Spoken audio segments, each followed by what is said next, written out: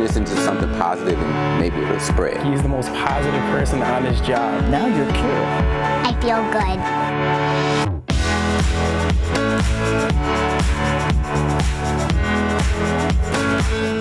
Good morning and welcome to Positively Milwaukee. A stranger, shock, surprise, and a new chapter. All of those words can describe what happened when a Greenfield woman learned about a man who lived in Iowa. And what transpired is a story of acceptance and love.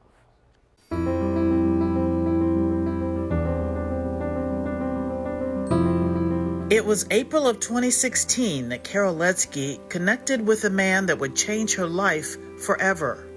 I said, no.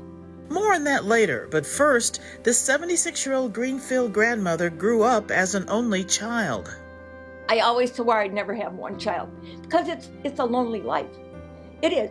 You know, when you have brothers and sisters, you have built-in playmates. She did have relatives to play with. Letsky thought she knew them all until... So I went to Ancestry DNA, sent in a sample. That's when a mysterious match turned up. It says first cousin or closer. Turns out the person was not a cousin. My daughter said, I think you have a half-brother, Mom. Carol was shocked. Then I noticed up in the corner I had a message from this guy. And then he said who he was. He said, you can check me out on Facebook. He gave me his number. If you have questions, I want you to call me. Letsky had spent 72 years of her life with no siblings. And yes, she had trepidation in connecting with a stranger. I said, I hope he's not in jail. Yeah, I don't know if I want to open this can of worms because I don't know what I'm going to find. So what happened when Carol met her long-lost brother? What kind of man was he? Did he resemble anyone in the family? Oh, hello. Hi. How are you? Oh, it's so good to see you. I miss you. I miss you all the time. Timothy A. Pella is the brother Carol never knew about. And I'll tell you, Carol, the minute this man got out of the car, I knew he was my brother because he looks just like our father. He came in and I gave him a big hug, and that was all it took. Pella left that message on Ancestry DNA. The connection instant. We talked all day long, just talked and talked, answered, and nothing was off the table. We went out for dinner, and we were sitting at the table, and I couldn't believe what I was seeing. He said, Carol, you look like you just saw ghosts. And she said, I'm looking at Dad. You have all his mannerisms. You sit like him. You talk like him. You are the epitome of our dad. You're sitting here reading a menu like he would. Like he would. You have his hands on the table and folded his arms, and he's reading. He sat just like that.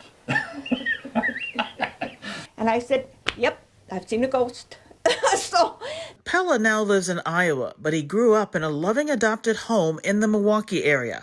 He always had a curiosity about his biological roots. Because I knew I was born in Milwaukee, I would go to places like Southridge Mall, look around, people watch and wonder, am I related to anybody? And meeting his sister Carol gave Tim coveted information about the dad he never met. Oh, my dad never knew he had a son. Never. In his wildest dreams that he had a son. I feel sorry for him in the fact that he always wanted a son, and he and I never got to meet. What would your father say if he saw Tim? I tell him this, how proud Dad would be of him. What a fine man he's turned out to be. Tim was surprised to learn he grew up so close to Carol and his birth father. Well, the irony of it was I was 35 miles away the whole time, for the first 20 years of my life. So now brother and sister make up for lost time. When they first met, both were dealing with tragedies. Both of you came together sort of as a result of loss. You lost your mother, you lost your husband, and he was coming up here because his adopted mother was dying. I was in a bad shape when I lost my husband and my mom in 6 weeks. There were mornings I just didn't want to get out of bed. I wanted to pull that cover over my head and just stay there for the rest of my life. Finding out that I actually had a sibling, oh man, that was great. That was just great. The timing couldn't have been much better for either of us because, you know, I lost my family and she'd lost two of her main family members, and so it was a good thing. I said, God took two away from me, and he gave me Tim back to fill my life. Ironically, Tim remembers watching Carol's mom on TV. When she told me that her mother's name was Evie Goosens, I said, did she happen to be a bowler and bowl on Bowling with the Champs? And she said, yeah, she won it twice. And I said, well, I used to watch Bowling with the Champs every Sunday, and I remembered the name. Today, the two enjoy a typical sibling relationship. We get along like brother and sister, and we have our ups and downs and don't get along too well sometimes, but that's what you're supposed to do. Yeah. So it's like brother and sister, and all that entails. Right. We don't talk politics, and we figured that's a no-no. Yeah. And religion is okay now, but Yeah. Politics, nope, Yeah. nope, not ever. She's my big sister. She just, and she doesn't let me forget it either. But for Tim, discovering Carol completes his story. Tim has even written this book about his family tree called Who Am I? Finally, somebody that I look like and act like, even if I never knew them and they never knew me. So that says a lot for genetics. Carol and Tim say their time together is even more special because they found each other later in life. At our ages, not knowing how much longer we have, either one of us, nobody ever really does. But, when you get to the 70s, time is limited. Who knows how much time I have left, but I'm not going to waste it. Now I've got somebody, and I'm going to do whatever it takes to make sure that the rest of our lives are going to be gracious and good. However long they may be. Yeah, however This is long. all Right. new, fresh time for both of us. Perhaps there's a story here for all of us. Don't take your family for granted. Time together is a gift. It should be cherished. Got to savor every moment of it. What you both have is a treasure. Yes. It is. It is. It is. Well, what a great real life history lesson. It's been a great real life history experience, trust me. I am so thankful every day that he's a part of my life. I couldn't have been any better for either of us, I think. I love him. He's my family. And the conclusion at the end of Tim's book really says it all. In the end, all is good. Now I am whole. And ever since they first met in 2016, 70-year-old Tim comes to visit Carol every couple of months. In fact, he was just back in town this past weekend. Coming up after the break, we're going to meet a couple going on a road trip that might never stop. Plus, you're going to get to meet our Positively Pet of the Week. Aren't they cute? You're watching Positively Milwaukee.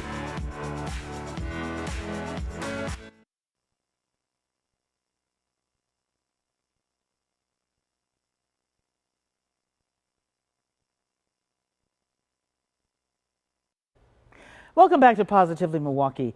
Giving back to your community feels good, and we've all told you about Greg Ryan. His mission is to give away lawnmowers and snowblowers in Milwaukee's River West neighborhood. Vince Ficciano tells us how Ryan's heart and garage overflow with kindness. Greg Ryan is running out of space. 18, 20, 22, 24, 26, 28. This garage full of snowblowers isn't even his. But there's no space in his own garage, which is just a few blocks away. I could really use a little extra space, and I'm willing to pay for it if I have to. But first, let's back up. Why does Greg have all these machines in the first place? He owns his own small engine repair company. Fixing and doing tune-ups on all those type of equipment. And people started giving me their old equipment that they no longer use. Greg told us back in February, lawnmowers and snowblowers came from people who were downsizing their homes or just buying a better model. At first, he fixed them up and sold them. I found out that by giving them away to people who really needed them, it was more rewarding to me, more satisfying. For people who couldn't afford one, a gift like this is a blessing. Greg only occasionally accepts donations. This one guy gave me some honey. This young lady brought me an orchid, and I'll accept anything that's legal. And Greg says he encourages people to spread the goodness. Snow blow it forward. That means blow out your neighbor's yard as well as your own, and it's going to give, the neighborhood some good energy. For now, the sound of Greg's generosity is a working lawnmower. But he's confident the community will give back to him so he can keep doing what he does best. I suspect that I'm going to have a snowblower giveaway of about 40 machines the first week. Snow blow it forward. I love that. Now, good news. Greg did find some extra space to store all of his snow blowers. He is keeping that location a secret to prevent theft, but he says it's a wonderful spot and it's going to help him be even more efficient in his repairs. Way to go. Many people love to camp, and a Shorewood couple is making it their entire life. James Grove brings us the story of a couple pulling up stakes for the adventure of a lifetime. What's up, TMJ4 Cribs? We're the Gusanders, and this is our home on wheels. Come on.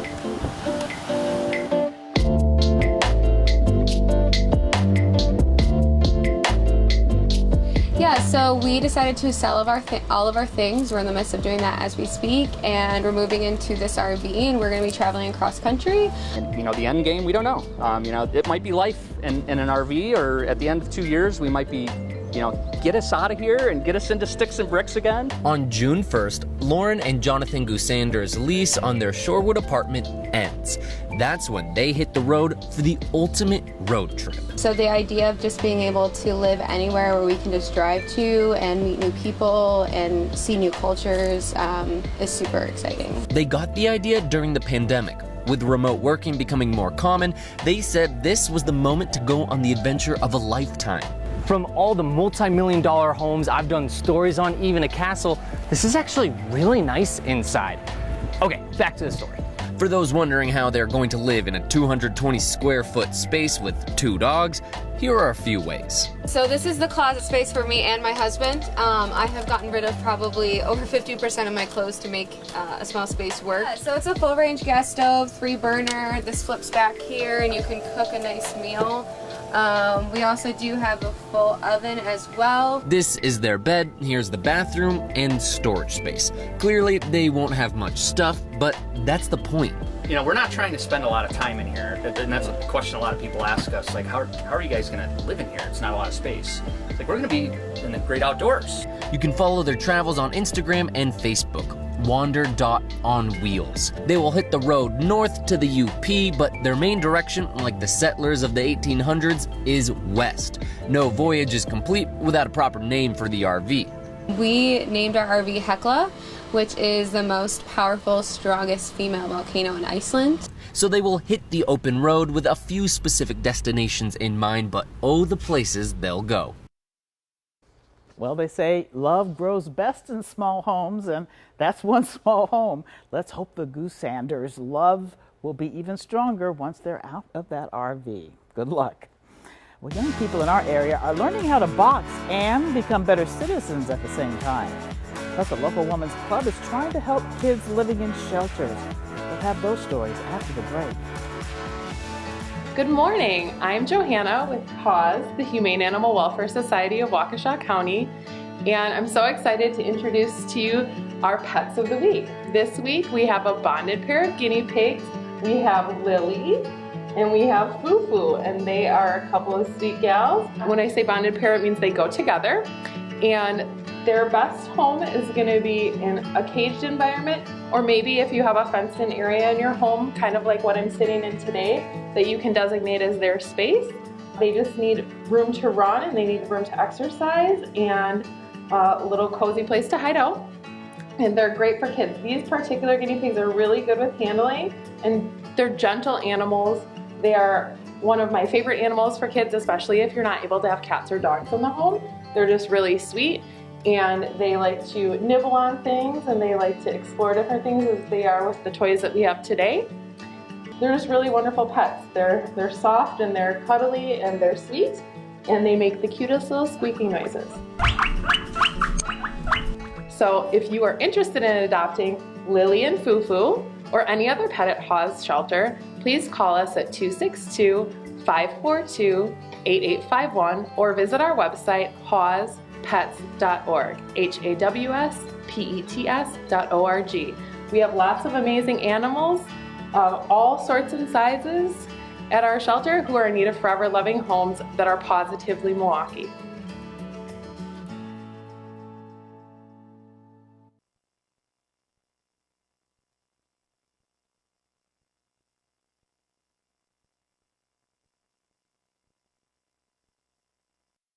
Welcome back to Positively Milwaukee.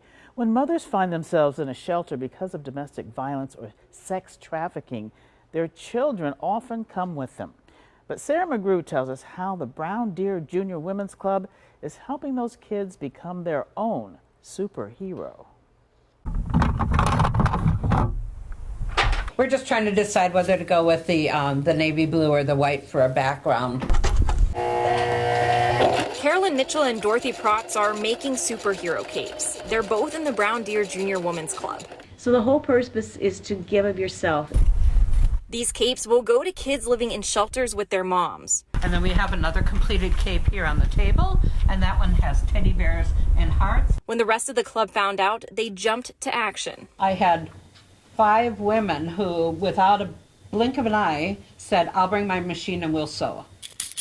Dorothy says she's not much of a sewer, but everyone has something they can give. So I leave the sewing to those that are skilled. I am the presser with ironing and turning seams and trimming seams. Brown Deer isn't the only club making these quilts. It was a statewide push that resulted in more than 350 capes.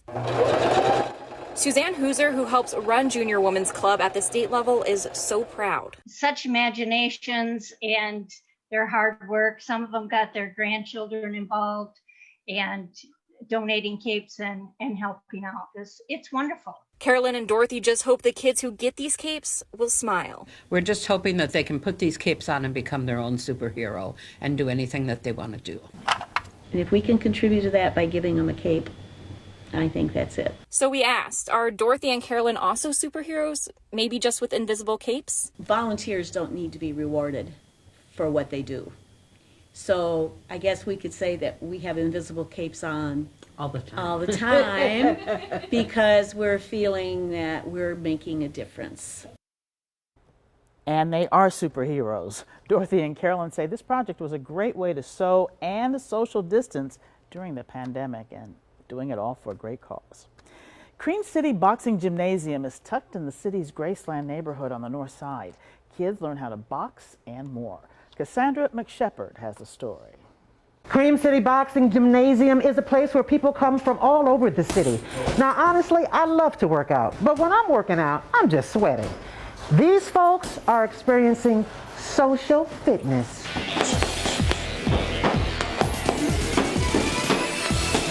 Our boxing gym is a little bit different. We have a unique style of training. Like you said before, it's social fitness.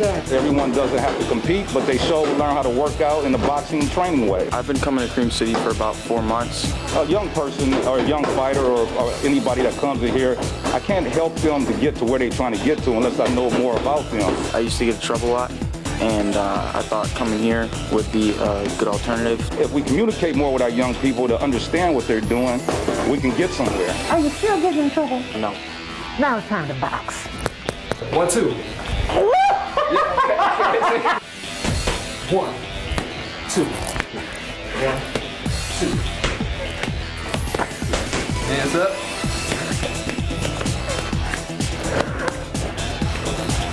So, throughout my time here, these little kids have been eyeing me down. So I invited them to a duel.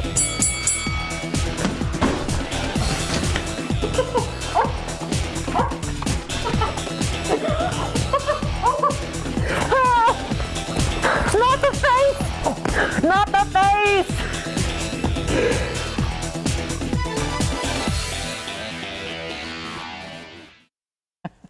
Well, Cassandra is brave to get into that ring. It looks like the kids really have come a long way in sports and in life. You have to love that one.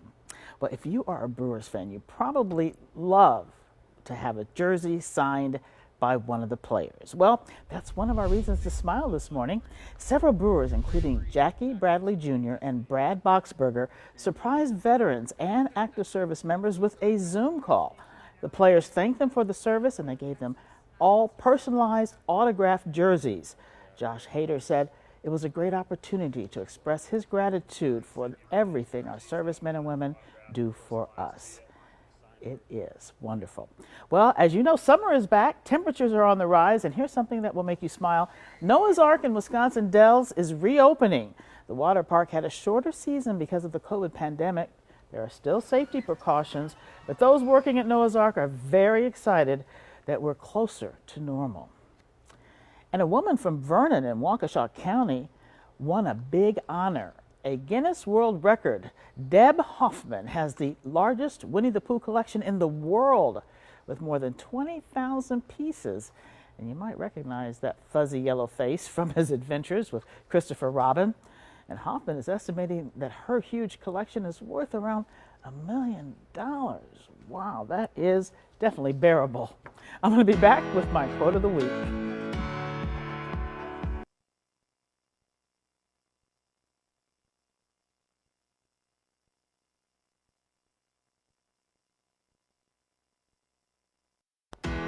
You are watching Positively Milwaukee.